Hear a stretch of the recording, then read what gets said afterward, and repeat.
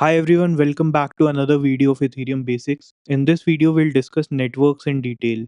So Ethereum networks are groups of connected computers that communicate using the Ethereum protocol. These computers are nothing but nodes running an Ethereum client, as we have discussed in a previous video. And you can create multiple networks. There's no need for a single network to exist. Multiple networks can be created for different purposes. For example, there's only one Ethereum mainnet, but there are some other independent networks conforming to the same Ethereum protocol rules created specially for testing and development purposes. These networks could be either public or private. So, public networks are publicly accessible to anyone. Anyone can read or create transactions on a public blockchain, and anyone can also join these networks to validate the transactions being executed. The consensus among the nodes of the network decides on the inclusion of transactions and the overall state of the network. It's just that in a public network, anybody can join the network and anybody can exit the network at any time. There are no restrictions whatsoever. Some examples of the public Ethereum networks are the Ethereum mainnet. Then there are few testnets like Sepolia and Holsky. There's one another called Gurley. Gurley would be deprecated soon and it would be replaced by Holsky.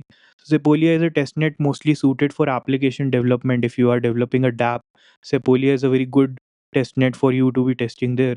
While Holsky is supposed to be more suited for network level changes, like whenever the fundamental protocol of Ethereum undergoes an upgrade, it could be tested on a testnet before bringing it to the mainnet. Then we have some layer 2 test nets as well. So these are Arbitrum, Optimism, Starknet, Polygon, etc. We also have private Ethereum networks. An Ethereum network is a private network if its nodes are not connected to a public network. In the context of a private network, private only means that it is reserved or isolated rather than protected or secure. Private network means that there's some restriction on who can join the network as a validator node and who can read the data from the blockchain and who can initiate transactions on it. It's just like internet versus intranet. Some examples of private networks are development networks and consortium networks. A development network is a local blockchain instance that you'll run on your own machine for development purposes. This is usually done when you are a dApp developer and you are building some kind of application.